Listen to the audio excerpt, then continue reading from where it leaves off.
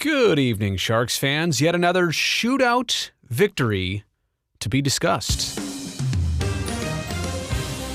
It's amazing, really, how many close games the Sharks have played this season already. And I'm not surprised by that, at least that it was happening. I guess I'm just aware of the fact that, what is this, 5 overtime games now in the first 11 of the season? Just kind of amazing that this season has already shown the parity, and of the 11 games, how many have the Sharks been out of? Like maybe 3? Like, the better way to put it is, how many games could have gone either way? I'd say 8. 8 out of the 11. And the Sharks have 5 wins in 11 games. And 11 points through 11 games? Technically, yes. You're playing 500 hockey. So, good evening here on the live stream as, it was just a game of, again, many games for the San Jose Sharks. Like, it wasn't one consistent, solid, take it right to the bank win. It was a 2-0 first period, and then the curse of the second period struck again, allowing 2 goals, allowing LA to get a lead about halfway through the third period. Dustin Brown got a pair. And then ultimately tying it with the extra attacker and 40 seconds left, and Kane equalizing it. Then no scoring in overtime, despite really both teams having some grade A looks, and then winning it in a shootout. So I want to go over everything period by period like I typically do here, and I will set the I'll set the 10-minute timer, but I will actually try and stick to my 10 minutes this time. I know I never really do, but I'm going to try. So let's talk about the first period. Another game where the Sharks score first. And not just score first, they score early. 1:22 seconds in. Just love all facets of the play. For Šimek to keep it in, he throws it over to the far corner. Donato retrieves it. Donato gives a great pass to Timo Meier. Meier has to stick hand a little bit in front and beats Calvin Peterson. It was a pretty goal. It was like, all right, this is a tone setter. And it really was. Because again, that first period by San Jose was quite solid. They did take a penalty. LeBanc went to the box for the high stick, but they also drew a penalty later. They outshot the Kings 12-4. And Patty found Logan with about, 2 and change left on the clock to make it 2-0. So, a lot of times when you're the better team and you go into the dressing room only 1-0, like you just don't feel like you fully capitalized on the scoreboard. 2-0. All right, better. Like the way it went. Completely like the way it went. And I also wrote this down too. Donato's assist. Just a great heads-up hockey play. I am really enjoying Ryan Donato through these first 11 games. Little things, big things, shootout stuff. Now he didn't convert tonight in the shootout. But there's a reason that Bob Boughner has him go first, and that he usually does find the back of the net. So yeah, first period, all pretty good. Minus the exception maybe of beginning of the second period. They couldn't convert on the power play. I mean, imagine going up 3-0, right? You got a fresh sheet of ice, fresh legs, about 1:33, I want to say, to start the second period on the man advantage. And now the power play, by the end of the night, because they didn't score on another power play chance they had, won for its last 29. So in the first 3 games, there was nothing wrong with the power play. In fact, it was great. 5 power play goals in the first 3 games of this season. 1 in the 8 games since then. All right, but that's fine. You're still up 2-0. Well, the Sharks take a couple more penalties. And actually, before they took any penalties, Anze Kopitar scored to make it 2-1. That was on a stretch pass and kind of a one-on-none. And then later on, Dustin Brown on their power play kind of just gave it a short chop. Look, right out front, I'm not gonna knock the way he scored it. Some say, it was a lucky shot. No, I mean, you earn those types of breaks. But the bottom line is, second periods again for the Sharks. They came in a -13 goal differential. Now, on the other hand, for whatever reason, these stories do line up, because the Kings this season had been a horrendous first period team, but they were actually one of the best in the league at a +8 in second periods. They become a +10. the Sharks become a minus 15 in second periods, which is now officially the worst in the NHL. And I wish we could throw away this whole storyline. I wish we could throw away the narrative of, oh, they struggle. Here comes the second period. I hate the fact that that's a thing. But it continues to happen, and for a multitude of different reasons. And I want to say, because I saw this on social, that somebody was saying it's an excuse when you reference the long change of the second period. It's an overused excuse. And I'm here to say this. I don't know that that's the thing. I don't know that that's the only thing. Is it maybe one of the things? And this is people like Curtis and Brett Hedican who have played the game to the highest level and succeeded at it. They're just saying, I think that could be one of the things. To say it's the only thing is not accurate. So I don't know. And if you know the reason why specifically in the second periods, I mean something specific to the second periods, put it in the comments. Let me know. I'll check. I can't say put them in the comments and then me not check the comments. So maybe I will actually check the comments in a minute. But it's crazy. It really, really is crazy how this continues. And some games they'll get one, but then allow three. Tonight, don't get any in the second period and allow two. So yeah, I wish that would go away. Did I mention, by the way, that the Sharks have scored in the first period? I want to go back to that.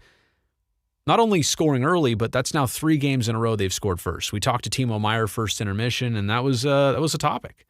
You know, he just says, out of all the things we do and don't like about our game, the one thing we know is that we're coming into it prepared. Now, obviously, after that, you know, how to maintain that focus in the middle of the game, different story. So, unfortunately, LA would get their 3rd goal in a row in this game about halfway through the 3rd period. Sharks turnover leads to Iafallo bringing it up the ice, wrapping it around, and Dustin Brown getting his 2nd goal of the game and already his 6th goal of this season. 3-2 LA. And I got to be honest, that goal was deflating.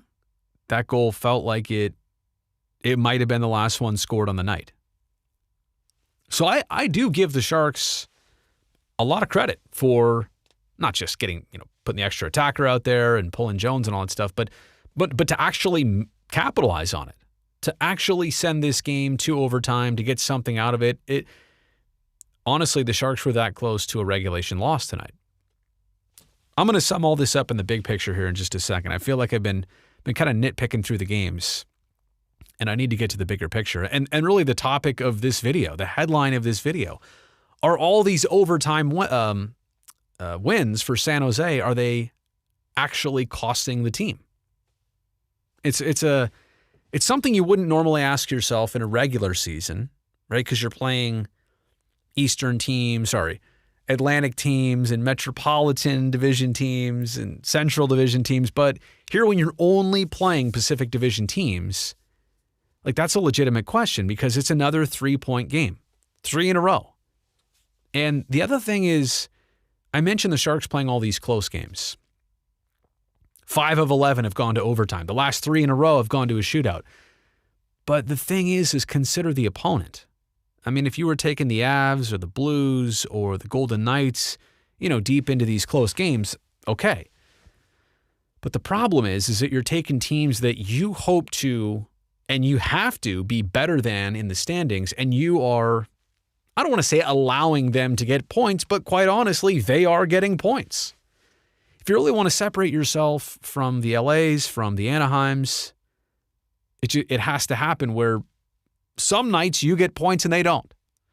And I guess that's the frustration. I mean, I'm saying that from a logistical standpoint, and I think that's maybe the frustration and the question of another win, a 5th win in 11 games, 11 points out of a possible 22 so far.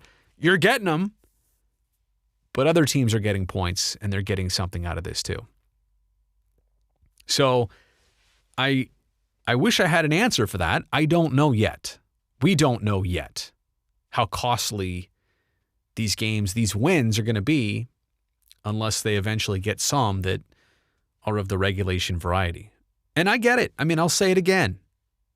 I don't like saying it because I think it's a call for concern, or I think it's a call for not concern, overreaction. That you have 5 wins and only one of them has come in regulation. It's crazy, right? That part is crazy.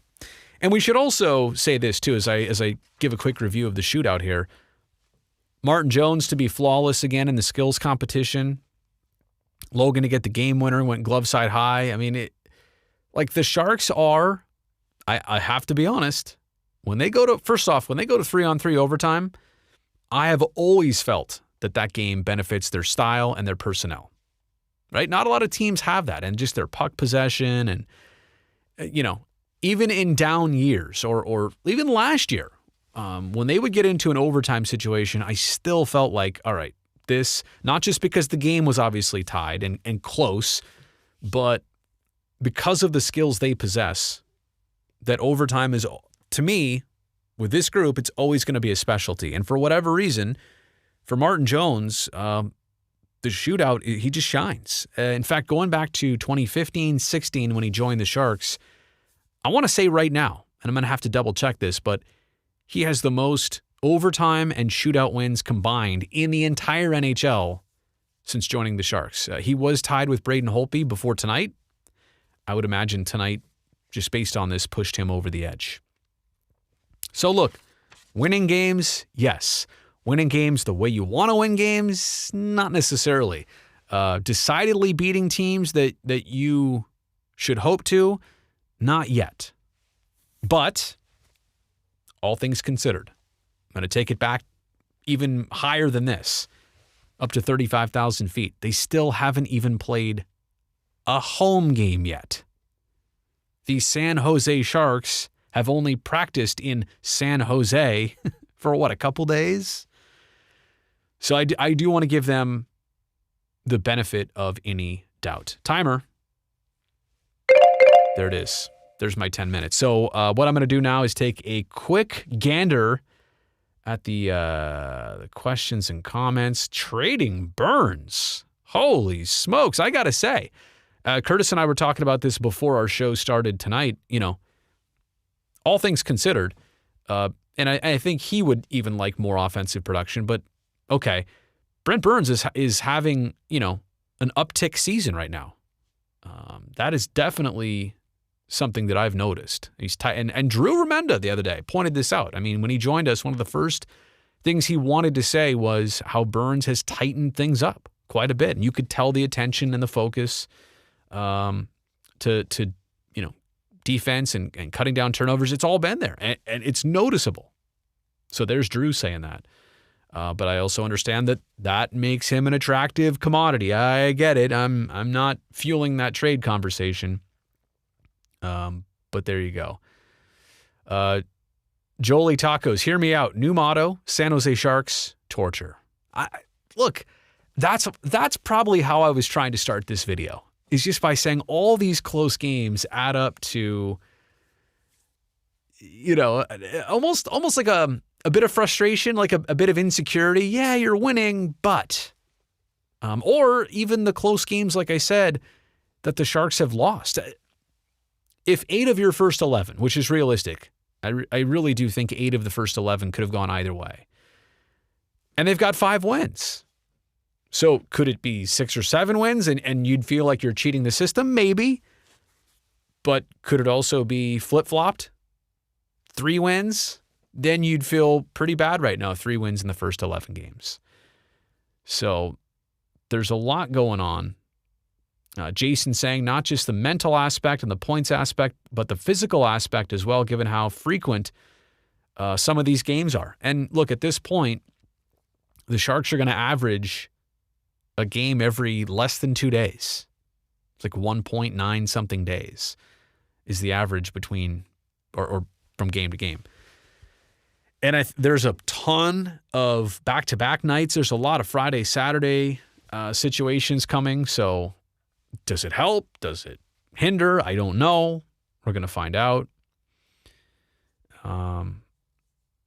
From the Bay 408, from Da Bay 408. What a clutch score at the end of a comeback to tie it and then take the shootout. Well played. Yeah, I mean, yes, Yes, but make it easier on yourself.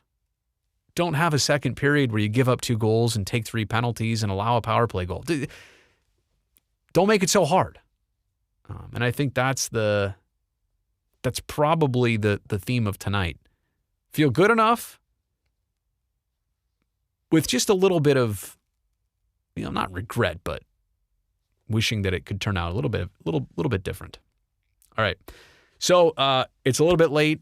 I got to go get some dinner. I appreciate all of you for joining me here on the live stream tonight. Hit me up on Twitter. Hit me up on the gram. I post stuff on Facebook. I really don't interact there. But most importantly, if you're watching this right now, if you're watching this and you're not subscribing, can I talk you into it? What do I have to do? What can I do for you to get you right now? I mean, I think no, wait. It's on this side of the screen. Yeah. There's a subscribe button right down there. Get me figuring out YouTube as I go. Just hit me up with a like, subscription, even comment down below, and check out some of the other videos I got for you. Anyway, that is going to do it here on a Tuesday night. And I have to say this too. When the Sharks played on Friday, Saturday, and then had Sunday off, and I keep thinking tonight was Monday, but Monday already happened. It's really Tuesday. I am so lost. Oh, and by the way, did you guys know? Check this out on social media. Why am I looking up there? Camera's over there. Did you know that the Las Vegas Golden Knights, after their 5-4 win tonight against Anaheim, they had to cancel their media availabilities due to COVID protocol. Interesting. They're coming up on the schedule for San Jose as an opponent. They now are the only team the Sharks haven't faced. This season is so interesting. Hey, be safe, everybody. Have a good night. I'll see you back here soon, and I'll see you back on TV on Thursday. That's right, Thursday.